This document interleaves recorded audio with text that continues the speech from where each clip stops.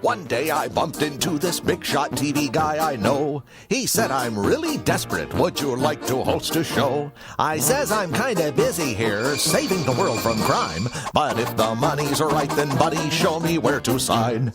Show him where to sign. I knew I'd need some co-hosts, or I would surely fail. I remembered I had Brack and Zorak locked up in my jail. Hello. I told them all about the show. They were happy as can be. Yeah, right. The show is Cartoon Planet, and the rest is history.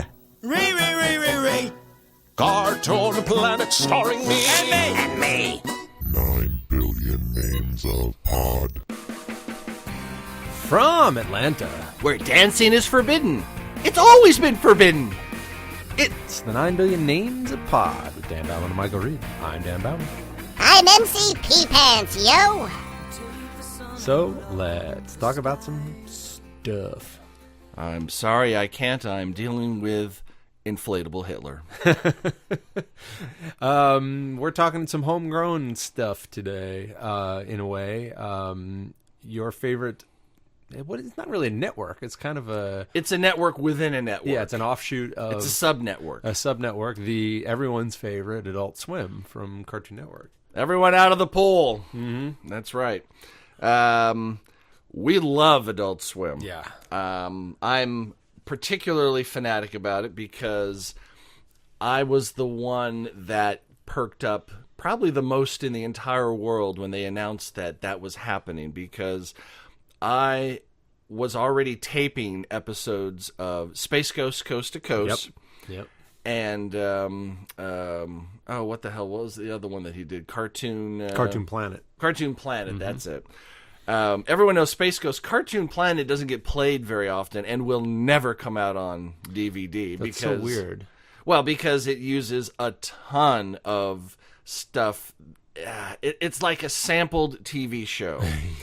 To get the rights to put out on DVD all the stuff that they did on Cartoon Planet, it's impossible.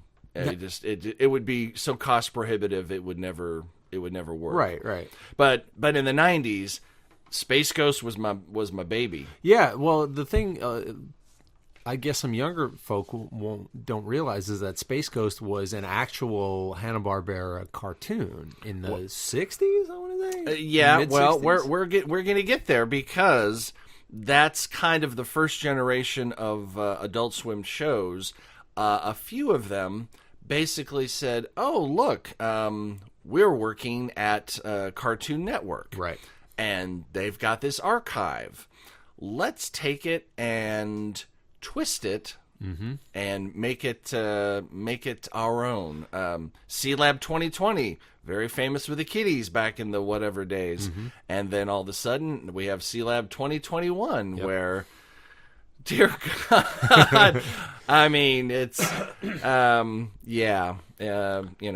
Debbie taking off her top and shaking her pixelated boobs, and, a guy getting hooked on, scorpion venom, and... It's just now was to my memory, Space Ghost Coast to Coast was it the first Adult Swim show, or was it? I know it was one of the very first. Basically what was happening was Cartoon Network had a problem.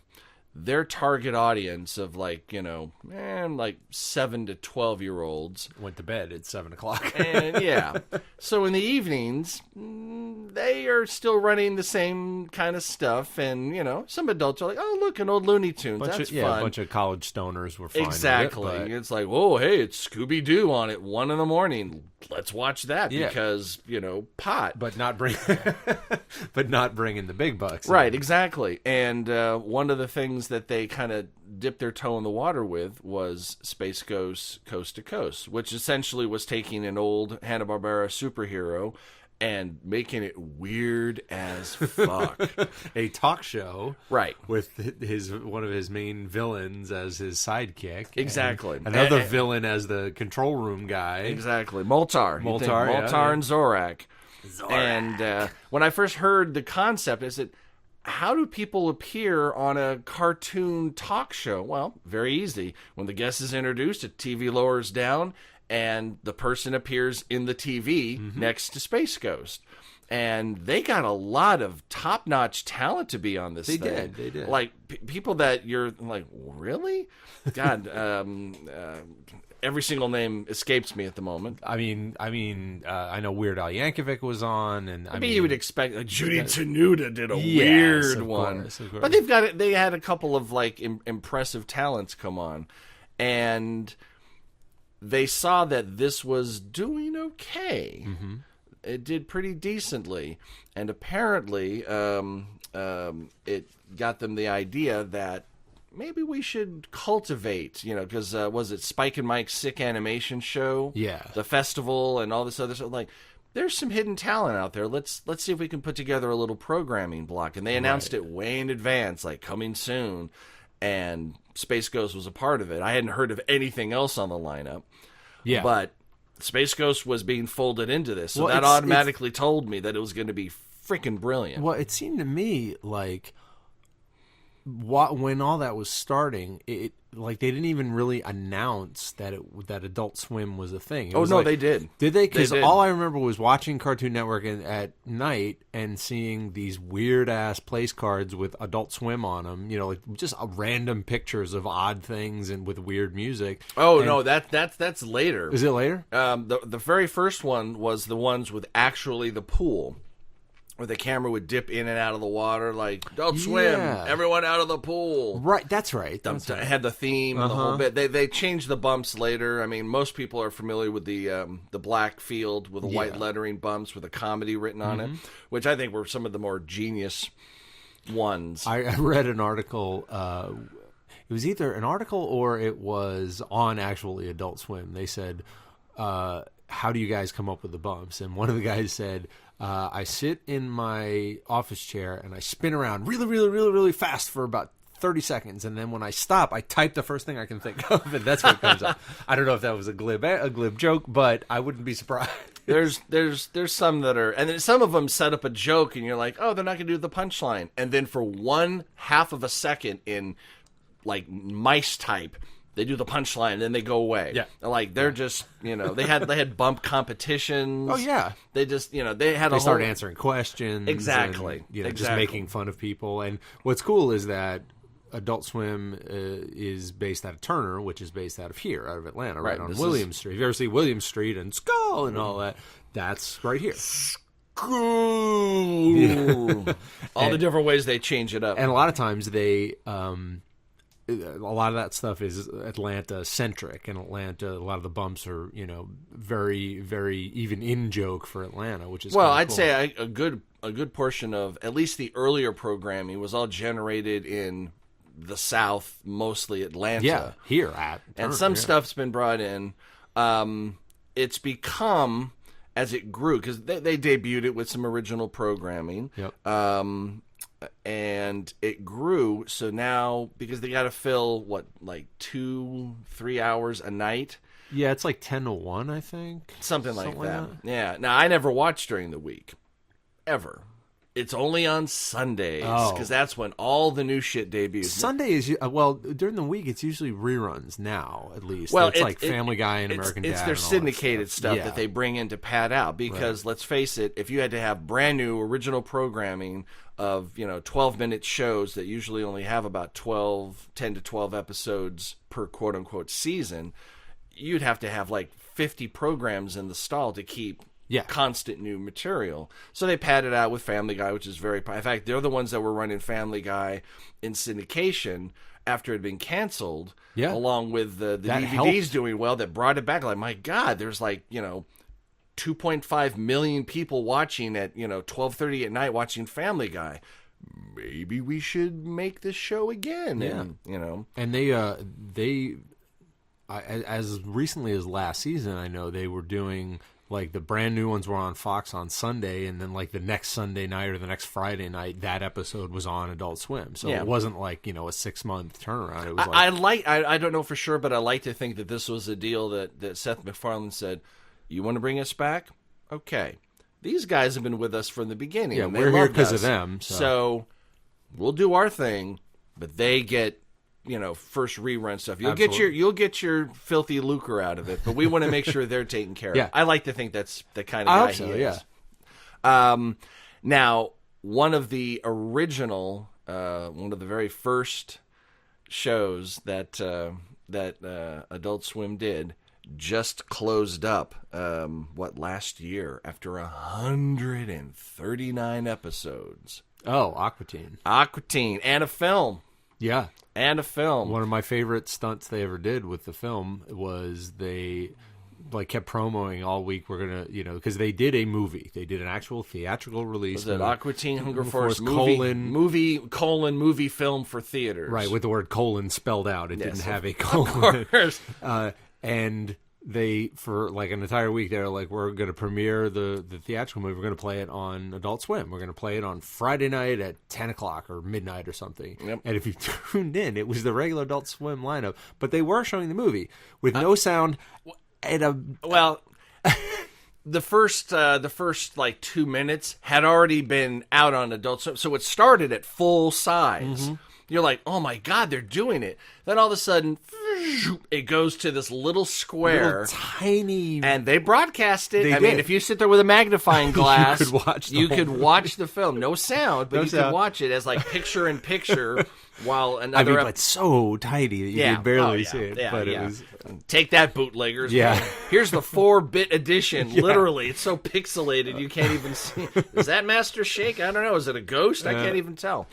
But my favorite Aqua Teen related stunt. Do you remember? I don't know. You have to tell me. Boston, 2007. January 31st. What they do with the signs? Yep. Is that what it is? Yeah. They just for random shits and giggles, they put signs of was it there's the Moonanites. It's the Moonanites. I can't remember their names. It's not Emery and Oglethorpe. That's the aliens. Yeah. It's Myrrh, Ver, and Icknock or whatever. Yeah, Icknock. But basically, it was just like a little light up box with one of the Moonanites flipping you off. Mm-hmm. No signage, no text or anything. It's just like a little random thing. Yep. And they stuck it up in, I think it was an overpass somewhere in Boston. And my God, everyone lost their well, it's 2007. It had only been 6 years since 9/11, so everyone was still on edge because, terror. Yeah. So they saw that. They saw a little light bright.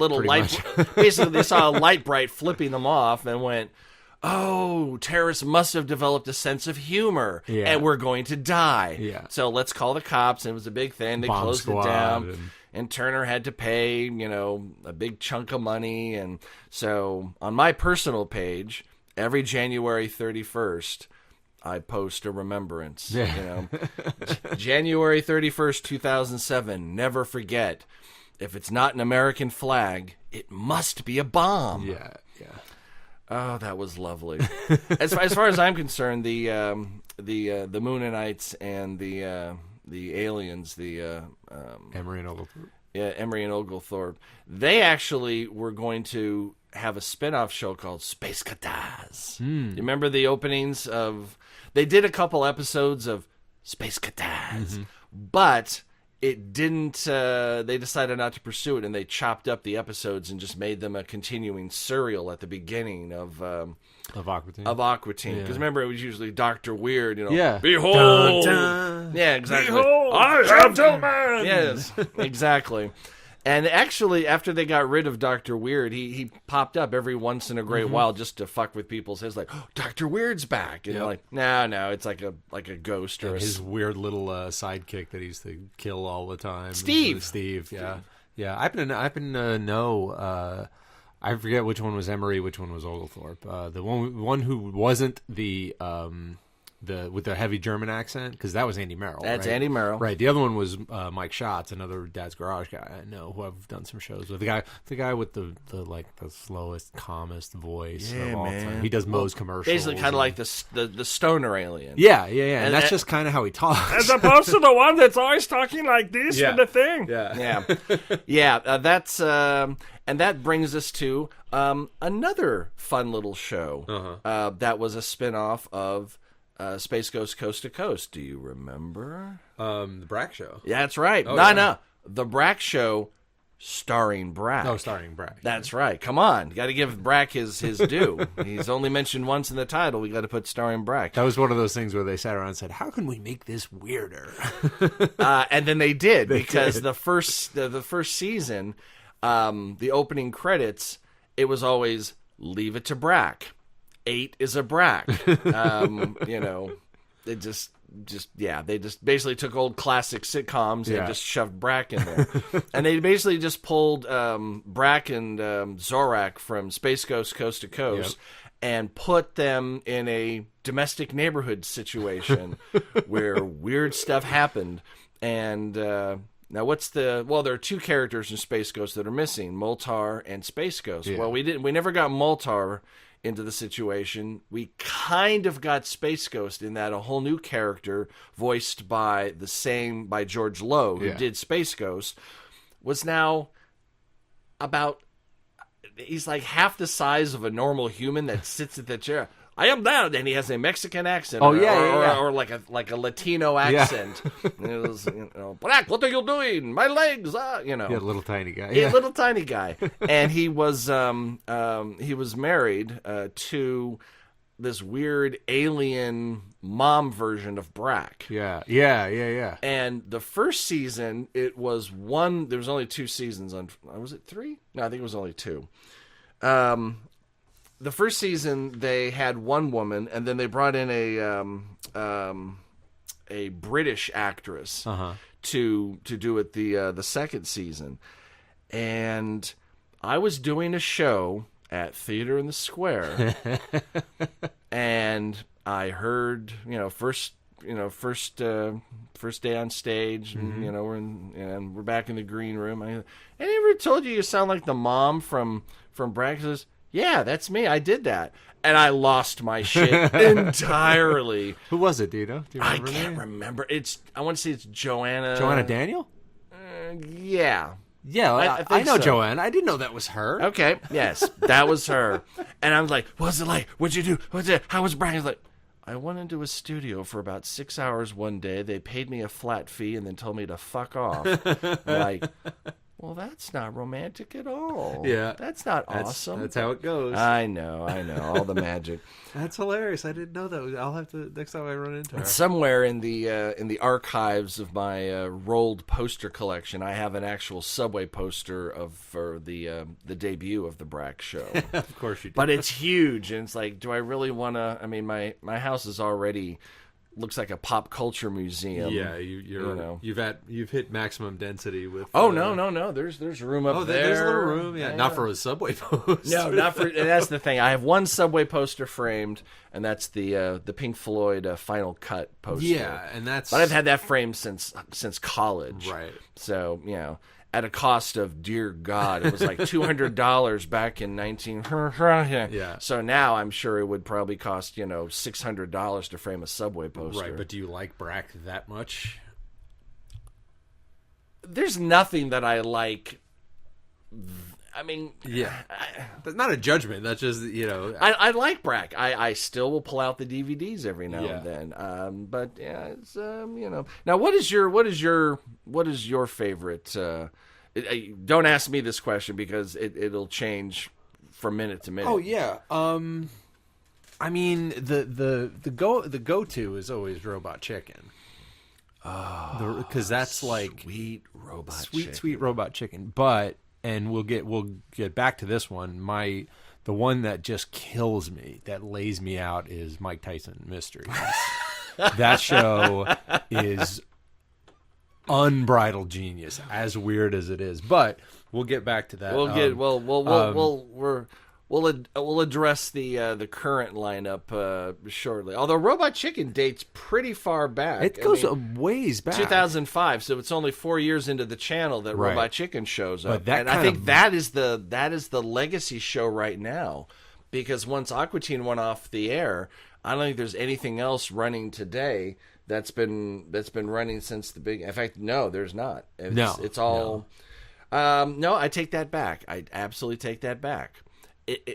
They come around so very seldomly that you think that they haven't been on. Venture Brothers. That's right. Yeah. They were about 2 years. They just did a season. They just and then it was gone. It's like, what? I waited a year and a half for 5 episodes. For 5-6 episodes of mind-blowing venture, and then, Yeah. But you know what? They're following the British model. Yeah. If they want to come around every 3 years and give me 2 episodes, if the quality's up, then I will grudgingly take it and say, you could probably do more if you focus. I'm good with it though. Take it when it comes, kind of thing. Yeah, well, and that's another one that Dana Snyder has done voices on. Oh yeah. Yeah. Dana Snyder, kind of the king. Him and George Lowe are both kind of the kings of Adult Swim. They probably appeared on more Adult Swim programs. Aqua Teen had George Lowe on several times. Oh, yeah. As random characters. I think in one episode he was actually on as George Lowe. Have I told you my George Lowe story? You have, but I don't believe we've said it on the podcast. Basically, the day after the Aqua Teen episode, not the Aqua Teen, the Space Ghost episode called Table Read was broadcast, and all of a sudden I saw all the actors that did these roles, and I saw George Lowe for the first time. I was like, oh, that's what he looks like. Yep. And then I shit you not, the next day at a Publix in Marietta, in Sandy Springs actually, to be more precise, there he was. He was in line, like 2 people behind me, and I was like, George Lowe? And he goes, yeah, and he was very nice, and That's not how you told me the story. You said you looked at him and said, are you currently running out of air or something? You made some joke. No one's going to get that joke. Well, I didn't get it, but... Are you getting enough oxygen? Yeah. Yeah. But, yes. George Lowe. And he goes, yeah. And he goes, give me your address. I'll send you, a signed photo. And I was like, oh, cool. And I got the photo, and I had his address, and having a record label, I said, hey, maybe you want to do a George Lowe comedy project, and I'll put it on my label. And then he replied with nothing. Yeah. Yeah, never heard from him again. I tried like twice in, a couple of months and went, all right, I'll take that stony silence as... Yeah. Yeah, he's at Dragon Con most years. Like I don't think he was the year that the last year when I actually made it to the signing gallery for the first time. Right. But Dana Snyder was. And he's in and out. But like George always does Stories with Uncle George, which is like always a random panel. Some late at night, and he just goes up and just talks and tells jokes and stuff, and it's hilarious. Yeah, and he kind of roasts people, and the kind of thing that might translate well to a audio release on a local record label with a guy that loves you. The only problem is that he kind of roasts people, like I said. His references stop about 1975. So he's like making fire sign theater jokes and like people and Marty Allen jokes, and nobody knows what he's talking about but me and if you were there.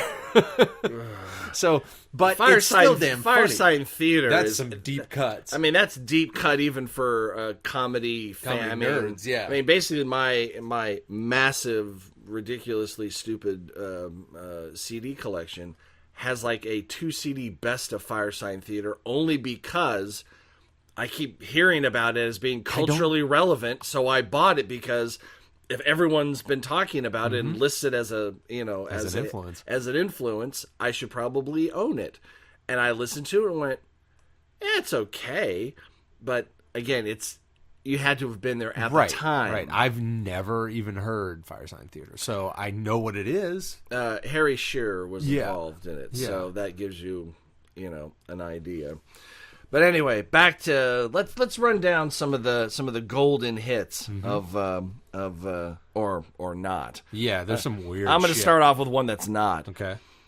Assy McGee. I fucking hated that show. I couldn't even bring myself to watch it, even ironically. I mean, essentially, it was a pair of legs with an ass on it, and that's it. That was the joke. That was the entire joke. And that he talked like Stallone.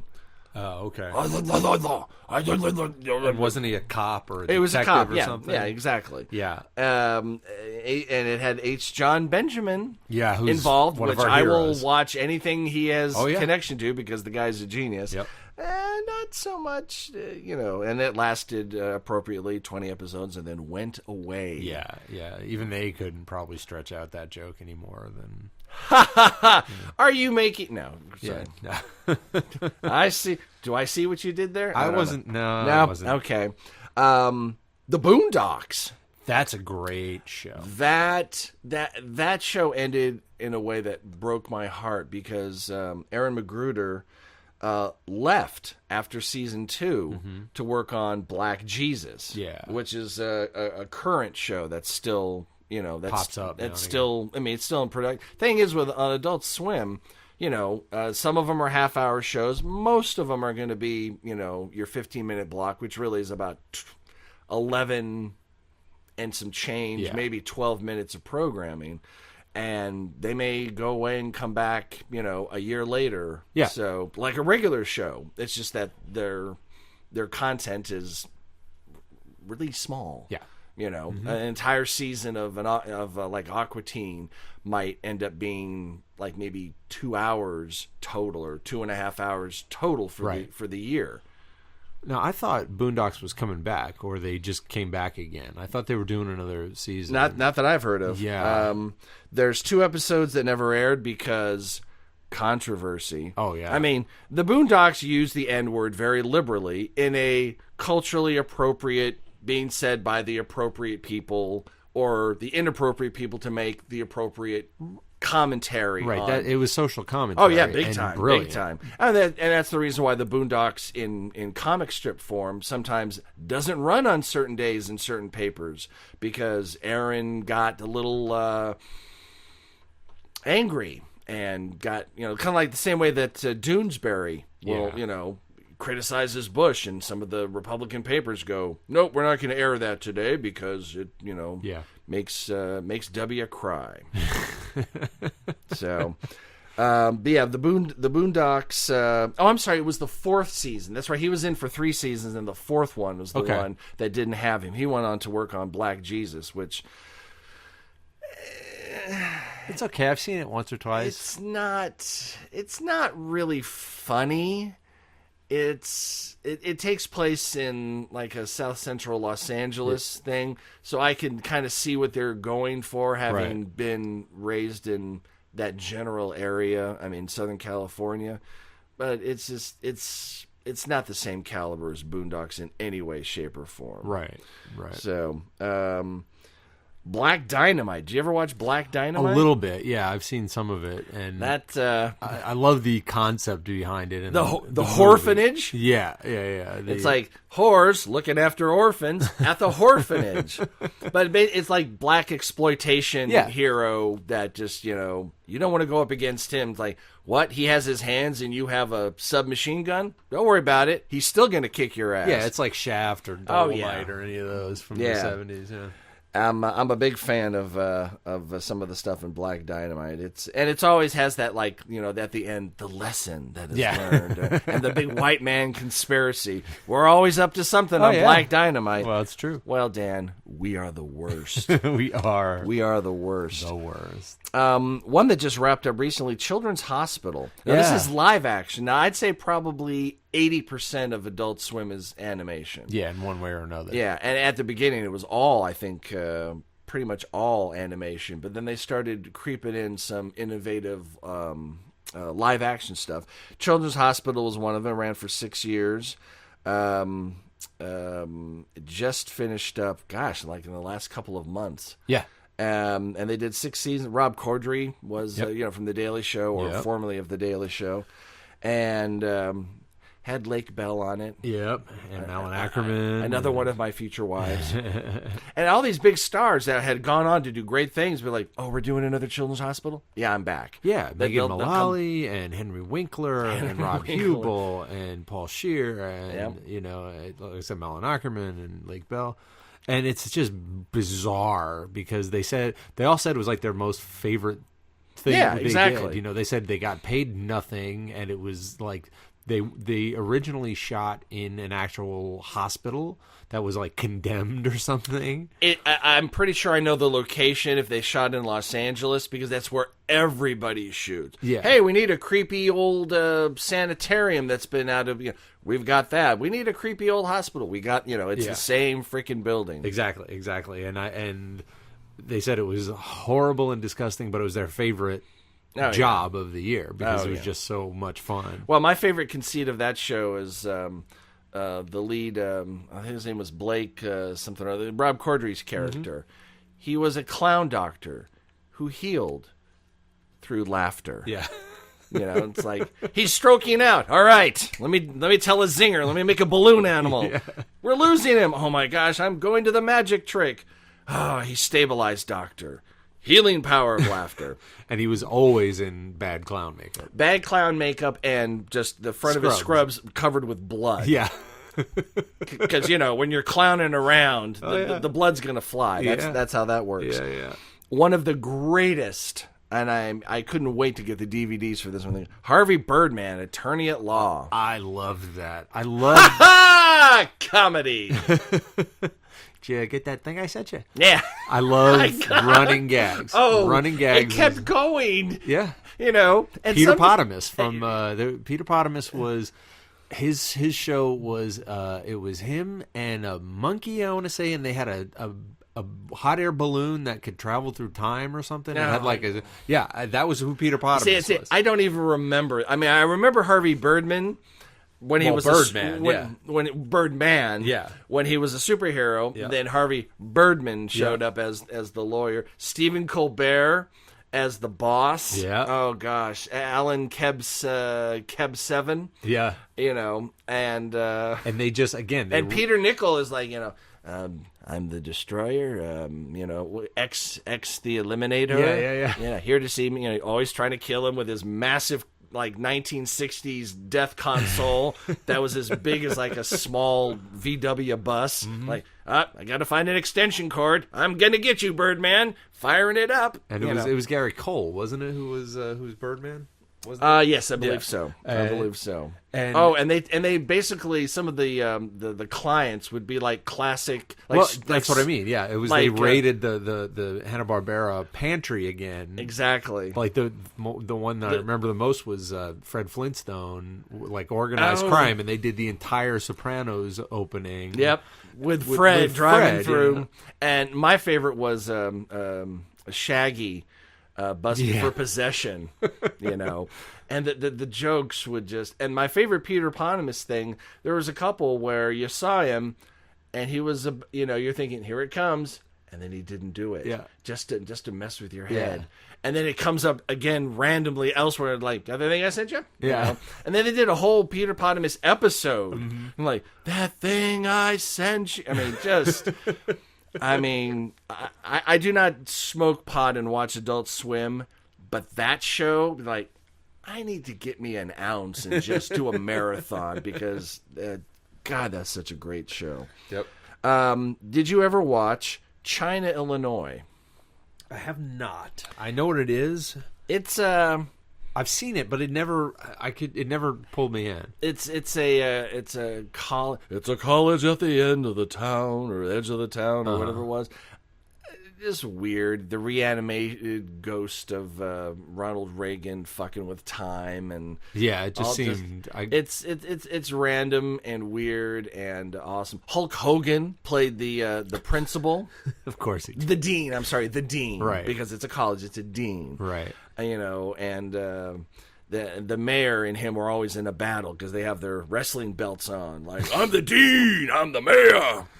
They Adult Swim really like to do that abstract avant-garde shit. Yeah, what's the other one? Super Jail. I've seen that. And I couldn't even get my head around that one. That's like a 1960s freak out poster come to life. Yeah. I mean, and I think David Wayne played the warden. Yeah, and then there were the aliens that just popped up and did weird shit. The whole thing was just random. It didn't make a lot of sense to me. Well, one thing you could always count on, for the most part, is that the last probably 90 seconds of every episode, all hell broke loose and all sorts of monsters and shit would come and just viscerate everything. I mean, people were dying. And I'm watching this going, the budget for this jail must be insane because they've got like walking, oh my God, it's insane. But it's and of course Alice, the guard. I don't know. I don't remember well, watch some Super Jail. It's pretty good. Yeah. One of my favorites that was very, very, very limited, only 10 episodes, that they stretched out over 2 freaking years. The Drinky Crow Show. Yeah, I didn't watch that one. What the hell was that about? Don't ask me, because I don't know. All I can remember about it is that the guy that created the character, his name is Tony Millionaire. Yes. And that, I just said, I'm in. Yeah. And it's whenever Drinky Crow would drink, Duke, Duke, Duke, Duke, Duke. That's the sound of him drinking his bottle of whatever the hell. I guess it's like a spinach, but for the crow. Yeah. It takes place in like 1800 sea shanty town area. I don't understand it. I mean, trying to explain half these shows is What was the other one? 12-ounce mouse. I need to go back and try to get that. It was basically like what's his name? Robert Wright? Stephen Wright. Just talking, doing weird shit. Yeah, supposedly, I read somewhere that if you watch it in a certain order, it makes sense. Like they or if you sync it up to Dark Side of the Moon. Yeah, right. So that one's really weird. That one was too weird for me to pay any attention to, but I may have to come back to it. I don't think it's ever been released on DVD because, I mean, I don't think it ever did. No, I don't. It might have been, but the greatest Adult Swim show ever. Top 3. Okay. From the makers of probably one of the other top 3 best ones, C-Lab, which we'll talk about in a minute. Frisky Dingo? Yeah, Frisky motherfucking Dingo. Yep. And you know why we love Frisky Dingo so much? Why? Because its demise gave birth to Archer. Yep. Made in Georgia. Yeah, made by Adam Reed, who went on to do Archer, and that's where our buddy Amber Nash kind of got her feet wet, and that's which gave birth to the genius of Pam Poovey as well. And some shit snacks. Yeah. Frisky Dingo, I don't even know how to... Basically, an alien, we guess. I mean, he's not of this earth. Is he a demon? An alien? We don't quite know what he is, but that's okay. We don't have to worry about that. What with one of my favorite names of all time, Killface. Oh, Killface, yes. Yes. He wants to destroy the Earth. Yeah. And he has created a thing called the Annihilatrix. Yep. Which is located somewhere in downtown Atlanta. They never mention Atlanta. They call it the town. They never say Atlanta. But all the scenes, like, oh, that's totally Atlanta. Yeah. I mean, it's obviously Atlanta. You know, he drives by the hooker and like, oh, look, they're on Boulevard. Yeah. Because, got my kick pants. And there was actually a tiny spin-off from Frisky Dingo. Do you remember the tiny little Frisky Dingo? The Xtacles. No, I don't remember the guys that used to come that used to follow Awesome X? Vaguely, yeah. Which basically is Archer. I mean, it's the exact looking guy that's Archer. I think it's even voiced by H. John Benjamin. I'm almost positive. Okay. I'm trying to remember, but yeah. And they had their own like little buddy show. They did like 2 episodes, and then that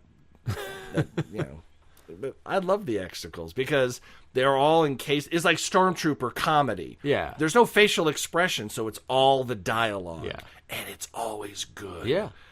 But, the first season had him trying to basically complete the Annihilatrix while also letting mankind know about their impending doom through direct marketing or postcards with coupons on them. We got to get the word out. Yeah. The Annihilatrix being a massive I guess, bomb or engine that will drive the Earth into the sun. Mm-hmm. So basically, at the end, they turn on the Annihilatrix, and the big cliffhanger is, what happened?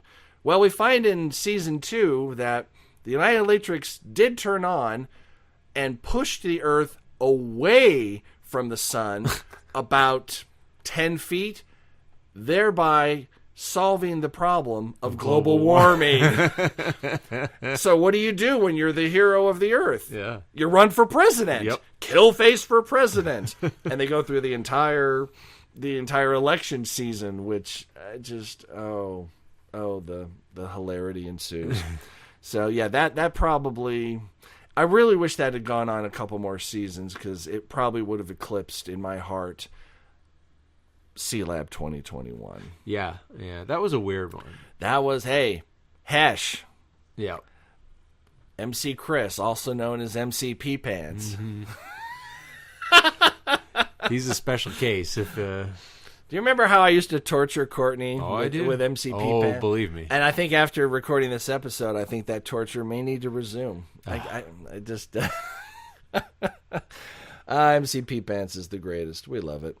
Home movies. Yeah. Now, that was one that was on actual, regular TV that I think got canceled, and Adult Swim said, come on. I think it was UPN. It was on UPN. Yeah. It was canceled, and then they picked it up, and what did it run for? Four seasons. Right.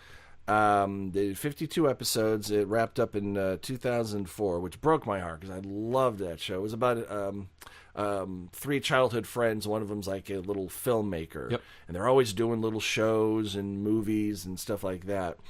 And one of the greatest characters on home movies, Coach.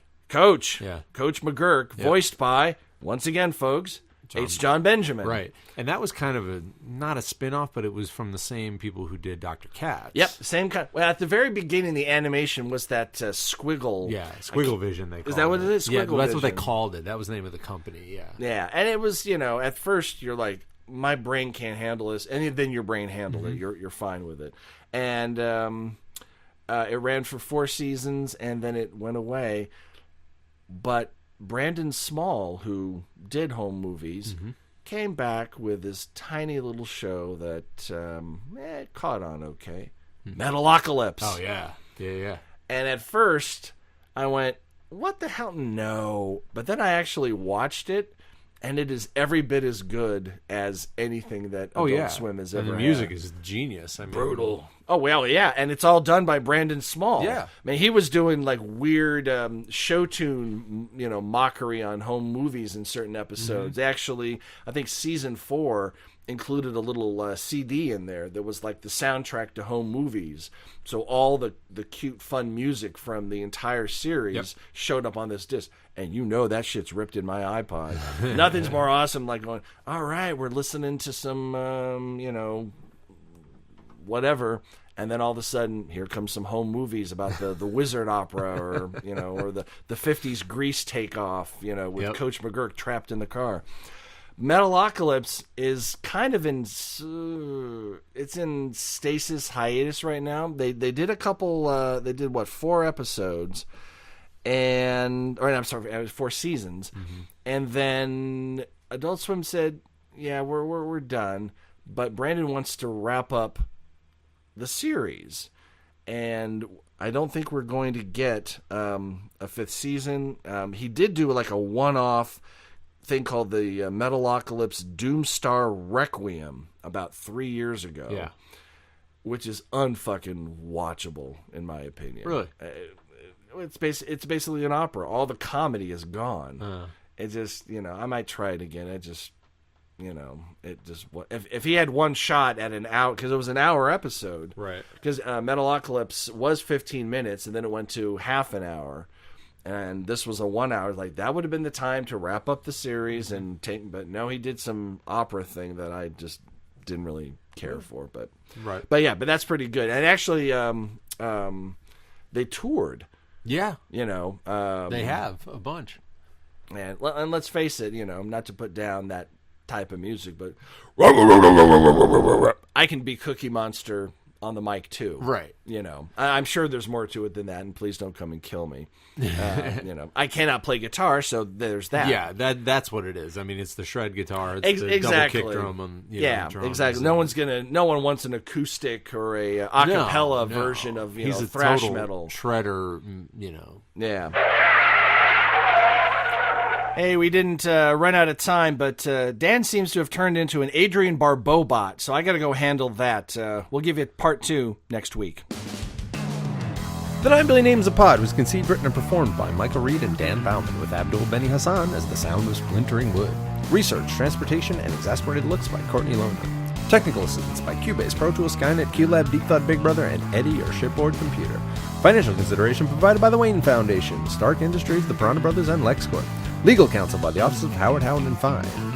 I am Zorak, the lone mantis of the apocalypse. Our intro music was written by Tim Akers. This podcast was sponsored by Deep Shack Records and its production of Audio Primate. Throw us a couple stars on iTunes, why don't you? Check us out on dadsgarageradio.net. Listen, watch on YouTube, listen on SoundCloud, stream us on Stitcher, like us on Facebook, follow us on Twitter, or email us, comlink@billionpod.com. Until this happens again, I'm Dan Bauman. I'm Michael Reed. LOZ.